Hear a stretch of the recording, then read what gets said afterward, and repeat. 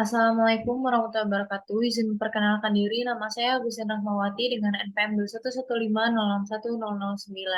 Saya di sini akan menjelaskan mengenai keterkaitan antara program MSIB yang saya ambil dengan mata kuliah yang saya konversi, di mana mata kuliah yang saya konversi ialah mengenai analisa dan perancangan perangkat lunak. Baiklah, saya akan menjelaskan mengenai program yang saya ikuti terlebih dahulu, di mana program yang saya ikuti adalah program studi independen bersertifikat atau SIB di PT Presentologics di Coding Indonesia, di mana aktivitas yang diberikan dari program serta materi materi materi pembelajaran, submission hingga tugas akhir yang saya jalani selama mengikuti program MSIB ialah mengenai pembelajaran individu, submission, dan proyek akhir atau capstone yang terbentuk dalam sebuah. Kemudian saya akan menjelaskan mengenai mata kuliah analisa dan perancangan perangkat lunak, di mana yang mempelajari mengenai tahapan analisis kebutuhan perangkat lunak serta strategi pengembangan rencana proyek yang efektif dan efisien. Kemudian di sini hubungan dengan mata kuliah analisis perancangan perangkat lunak, di mana di sini keterkaitan dengan materi course atau modul yang diberikan oleh mitra sebagai pembelajaran individu. Kemudian terdapat capstone project, di mana project akhir yang terdiri dari 5 anggota tim, yang dimana sesuai dengan keterkaitannya dengan mata kuliah analisis perancangan perangkat lunak. Kemudian materi yang diberikan oleh program MCB yang terkait dengan mata kuliah analisa dan perancangan perangkat lunak yang mengenai perancangan modifikasi aplikasi, kemudian kebutuhan aplikasi, dan yang terakhir yaitu modifikasi aplikasi perangkat lunak.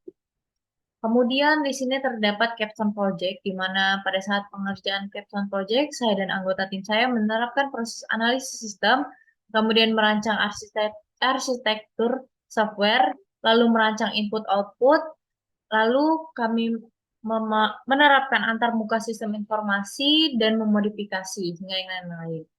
Di sini kita dapat melihat di mana baiklah, dapat dilihat dalam project plan yang telah kami buat, di mana kami membuat ringkasan eksekutif yang berisi mengenai masalah dan solusi, di mana permasalahannya terdapat peningkatan permasalahan gizi dan obesitas ataupun yang lainnya mengenai masyarakat, dan kami memiliki solusi di mana kami membuat sebuah platform informasi gizi makanan yang bertujuan untuk memerangi kurangnya pemahaman gizi yang akurat di masyarakat. Sehingga kami dapat berkomitmen terhadap kesejahteraan masyarakat, di mana kami telah membuat analisa mengenai perancangan aplikasi website yang akan kami buat nantinya.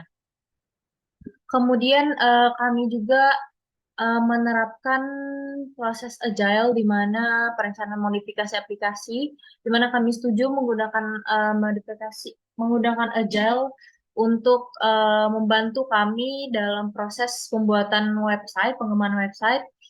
Kami memiliki mungkin pergantian atau perubahan dalam proses pengerjaan aplikasi website, sehingga kami setuju dengan penerapan agile. Sehingga ketika terdapat perubahan atau mengikuti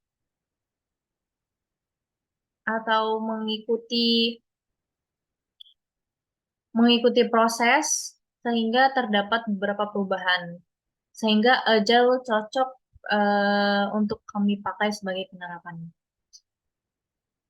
Kemudian kami juga menganalisis mengenai kebutuhan aplikasi, di mana kami menganalisis mengenai sumber daya proyeknya. Kemudian kami juga memiliki beberapa perubahan.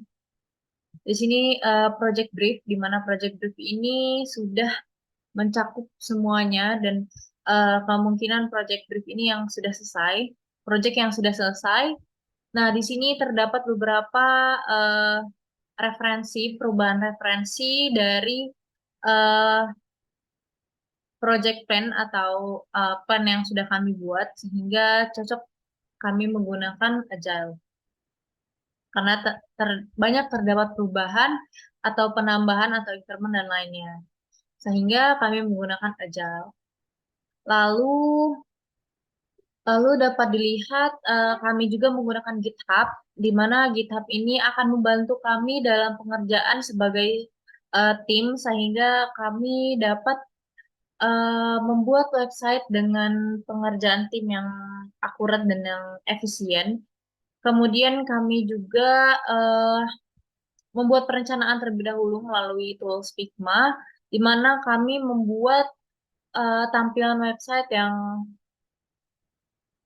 mudah dipahami oleh user dan dapat digunakan dengan baik, sehingga kami dapat merepresentasikannya ke dalam kode. Sebelum kami membuat kodenya, kami membuat tampilannya terlebih dahulu sebelum kami membuat kodenya. Baiklah, mungkin sekian yang dapat saya jelaskan mengenai keterkaitan antara MSIB atau MPKM dengan mata kuliah yang saya konversi, yaitu analisa perancangan perangkat lunak, di mana keterkaitan dengan materi yang dipelajari dan capstone project yang implementasi dari materi dan eh, mencakup analisa perancangan